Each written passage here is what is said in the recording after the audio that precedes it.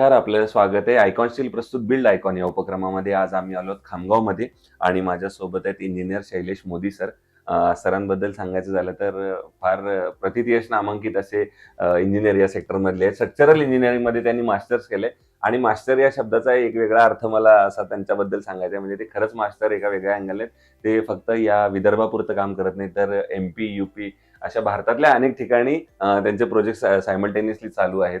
अनेक नवीन लोकांना कन्सल्टन्सी करणे, गायडन्स करणे, हेही त्या माध्यमातून ते काम चालू आहेत आणि काहीतरी इनोव्हेटिव्ह करावं आणि सगळ्यात महत्त्वाचं पुन्हा आपल्या गावी येऊन आपल्या नॉलेजचा आपल्या भागासाठी काहीतरी उपयोग व्हावा या सगळ्या अर्थाने ते या फील्डमध्ये आलेले आहेत. सो या गप्पांना आता सुरुवात करायची. फार इंटरेस्टिंग सगळ्या गप्पा असणार आहेत, मला नक्कीच विश्वास आहे. सर, आपलं स्वागत आहे बिल्ड आयकॉन या प्लॅटफॉर्मवर. सगळ्यात आधी विचारायचं ते म्हणजे तुमच्या एज्युकेशनल बॅकग्राऊंड बद्दल. ते म्हणजे तुमची शाळा कुठली होती, कॉलेज कुठलं होतं आणि सिव्हिल इंजिनिअरिंग हे फील्ड निवडण्यामागची प्रेरणा कुणाची होती, ज्यांच्यामुळे खरं तर तुम्हाला असं वाटलं की मी बी सिव्हिल इंजिनियर बनूंगा असं? सर बघा, मी जळगाव जामोदला माझं प्रायमरी एज्युकेशन पूर्ण केलेलं आहे. 1ली ते 12वी दीन निवरा हायस्कूल जळगाव जामोद इथं माझं प्रायमरी एज्युकेशन झालं. त्याच्यानंतर आफ्टर 12th मी BE ला गेलो आणि BE ला तुम्ही जो प्रश्न विचारला, फार चांगला प्रश्न विचारला मला, तुम्हाला सिव्हिल करायची प्रेरणा कोणामुळे मिळाली? ऍक्च्युली सर, 10वीत मी ऍव्हरेज स्टुडंट होतो आणि 12वीत मला अचानक खूप चांगले पर्सेंटेज मिळाले. सगळं मला ते सायन्स आवडायचं, मॅथमॅटिक्स आणि ते सब्जेक्ट आल्यावर भरपूर चांगला पर्सेंटेज मिळाला. मग आता इंजिनिअरिंगला जायचं. आता जळगाव जामोद सारख्या ठिकाणी इंजिनियर म्हणजे कोणतं इंजिनियर इथूनच सुरू, फक्त इंजिनियर बनायचं हे माहिती, पण इलेक्ट्रॉनिक्स असतो, मेकॅनिकल असतो, सिव्हिल असतो हे माहितच नाही. मग बाबा म्हणे, जसं माझी प्रेरणा असतो माझे वडील. माझ्या वडिलांनी सांगितलं म्हणजे की बाबा तू आमच्या जवळ राहिला पाहिजे, इंजिनियर झाल्यावर तू जर परदेशात गेला तर मग आम्हाला कोण बघणार? बरोबर म्हटलं हो. आणि मलाही आई वडिलांविषयी आधीपासूनच हे आहे. तर माझे प्रेरणास्त्रोत माझे वडील. म्हणजे त्यावेळेस मला 88% होते आणि Babasaheb Naik college of engineering Pusad, Amravati युनिव्हर्सिटीमध्ये 4 कॉलेज आहेत, Akola, Badnera, government college of engineering Amravati आणि पुसद. 1983चं एस्टॅब्लिशमेंट आहे. फर्स्ट जेव्हा प्रायव्हेट कॉलेजला मान्यता मिळाली तेव्हा बाबासाहेब नाईकला. तर या पूर्ण 4 कॉलेजमध्ये बेस्ट स्टाफ कुठं होता? फीज नाही सर, प्रायव्हेट गव्हर्नमेंट नाही, की जे चांगलं शिकवतील. त्यावेळेस तिथं सर मोर दॅन 12 टीचर्स असे होते की जे PhD होते. तर आम्ही असा निर्णय घेतला की आपण एकच ऑप्शन टाकला सर, आणि Babasaheb Naik college of engineering Pusad civil. आणि कौतुक म्हणून नाही, पण माझ्यानंतर दुसरी जी ऍडमिशन होती ती डायरेक्ट होती 55%ला.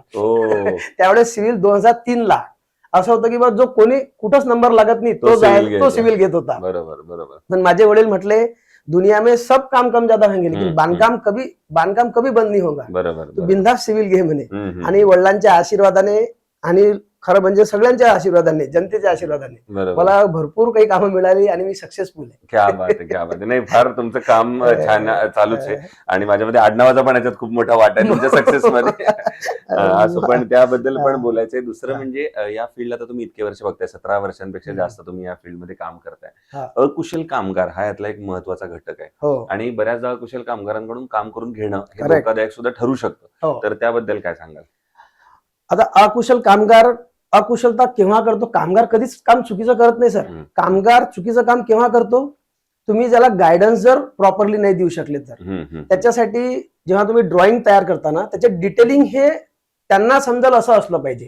साधारणतः आता आपण फुटिंग करतो म्हटलं तर फुटिंग मध्ये आपण जाळ्या टाकतो, आडवे उभे बार लोखंडाचे टाकून देतो, फुटिंगचं कटिंग करतो, स्टील का पर्सेंटेज वाया जाता, असं न करता त्यांना सांगायचं की बाबा तुझं जर 40 फुटाचा बार येतो, आपला 12 मीटरचा बार मार्केटला मिळतो, तर त्याच्यानुसार बा तुझे याचे 7 पार्ट्स मध्ये डिवाइड कर, स्टील सुद्धा वाया जाणार नाही, त्याला यल इतका घे आणि त्याच्यामुळे ओनरचं नुकसान होणार नाही, कामाला क्वालिटी येईल आणि या दोन्ही गोष्टीमुळे इंजिनियरचं नाव होईल की काम चांगलं होणार. Very good. म्हणजे अकुशलता ही कुशलतात बदलण्यासाठी तुम्हाला त्याला मार्गदर्शन चांगलं करावं लागेल. तर तो 100%, कारण की त्याला परत परत काम करण्यात त्याची मजुरी जाते. तर तुम्ही जर त्याला प्रॉपर गायडन्स केलं ना तर कारागीर सुद्धा काम चांगलंच करेल, असं माझी विश्वास आहे. दुसरं एक स्ट्रक्चरल इंजिनिअरिंग म्हणून मास्टर्स मध्ये तुम्ही स्ट्रक्चरल इंजिनिअरिंग घेतलेलं आहे. विचारायचं की कुठल्याही कन्स्ट्रक्शनला सुरुवात करण्यापूर्वी प्लॅनिंग ही स्टेज अतिशय महत्वाची. प्लॅन. तर या प्लॅन या फेजवर तुम्ही कसं काम करता त्याबद्दल तुमच्याकडून ऐकायचं. सर, बेसिकली स्ट्रक्चरल कन्सल्टंट म्हणून काम करताना आम्हाला आर्किटेक्ट कडून प्लॅन येतात. बरोबर. त्यांच्याकडून प्लॅन्स आले की आम्ही सर्वप्रथम पूर्ण बिल्डिंग मध्ये आपल्याला कॉलम पोझिशन्स कुठे द्यायचे आहेत. बरोबर. आणि एखाद्या वेळेस बिल्डिंग फार मोठ्या स्पॅनची असते तर बीमच्या डेप्थ जर जास्त आल्या तर त्या बिल्डिंगचा पूर्ण लुक ऍपिरियन्स पूर्ण खराब होऊ शकतो. हो. अशा वेळेस आपण इनोव्हेटिव्ह टेक्नॉलॉजीचा युज केला पाहिजे. बरोबर. पोस्ट टेन्शनिंग पीटी बीम युज केले पाहिजे.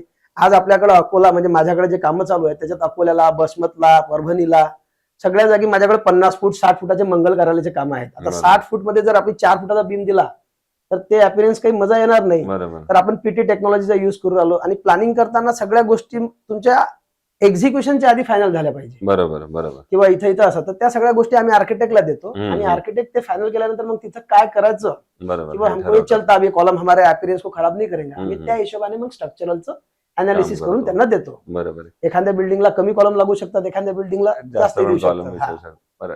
दुसरा एक महत्वाचा प्रश्न मला विचारायचा आहे ते म्हणजे तुम्ही इथलेच आहात मूळचे हा. आणि मास्टर्स आहात, एवढे वर्ष काम केलेलं आहे. हा. बुलढाण्याच्या विकासाचं विजन असं हा. जर तुम्हाला विचारलं हा. तर तुमच्या एक इंजिनियर म्हणून तुमच्या डोळ्यासमोर कुठले मुद्दे येतात ज्या मुद्द्यांवर आता पुढच्या 20-25 बरोबर. वर्षात काम होणं अतिशय गरजेचं आहे जर Correct. इथली ओव्हरऑल डेव्हलपमेंट हवी असेल तर ते कुठले पॉईंट्स आहेत?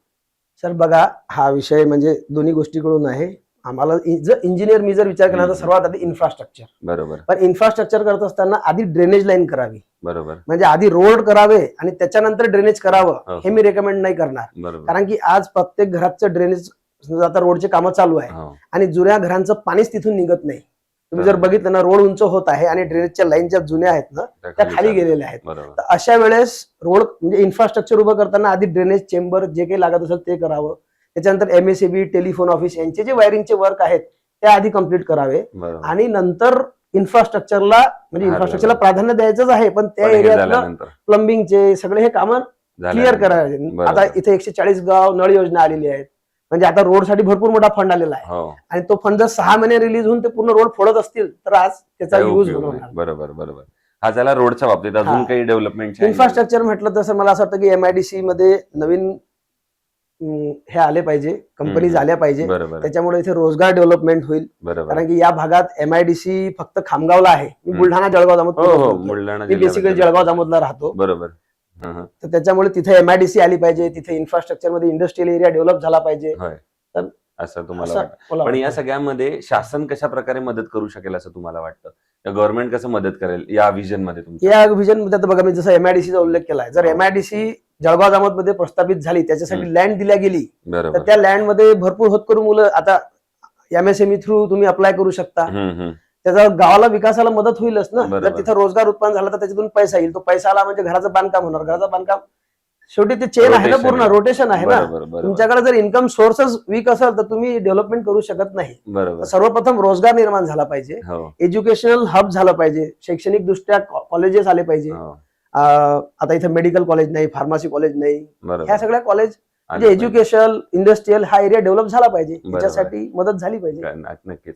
आता एक अवघड प्रश्न असा आहे की तुम्ही 100 पेक्षा जास्त प्रोजेक्ट कन्सल्टिंग मध्ये केले, कन्सल्टिंग मध्ये तर एखादाच प्रोजेक्ट जर सांगायचा झाला, आयकॉनिक प्रोजेक्ट जो तुमचा हा. असेल, तर तो प्रोजेक्ट कुठला आठवतो, डोळ्यासमोर येतो? माझ्या डोळ्यासमोर मी आता जळगाव जामोदला लेटेस्ट श्रीपाद सेवा मंडळ दत्त मंदिर, बरं. अतिशय जागृत स्थान आहे. बरं. पुण्याची संस्था आहे श्रीपाद सेवा मंडळ हो. म्हणून. हो. त्यांचा आपण एक भक्त निवास केलं. बरं. ते पार्किंग +5 आहे आणि त्या बिल्डिंगची विशेषता अशी आहे की ती ऑलरेडी जळगाव जामोदच्या जमीन लेवल पेक्षा 20 फूट उंच ऑलरेडी जमीन आहे. अच्छा. आणि त्याच्यावर आपण एक 60-65च्या आसपास फीट बिल्डिंग केली. तर ती जळगाव जामोदली टॉलेस्ट बिल्डिंग आज तयार झालेली आहे. क्या बात आहे. आणि तिथं सांगायचं म्हटलं तर आपण सगळ्या ज्या आयटम्स युज केले, बिल्डिंग मटेरियल जो युज केला ना, तो सगळा प्राईम युज केला. आयकॉन स्टील युज केलं. वा. त्याच्यानंतर आपण सिमेंट म्हटले तर अल्ट्राटेक युज केलं.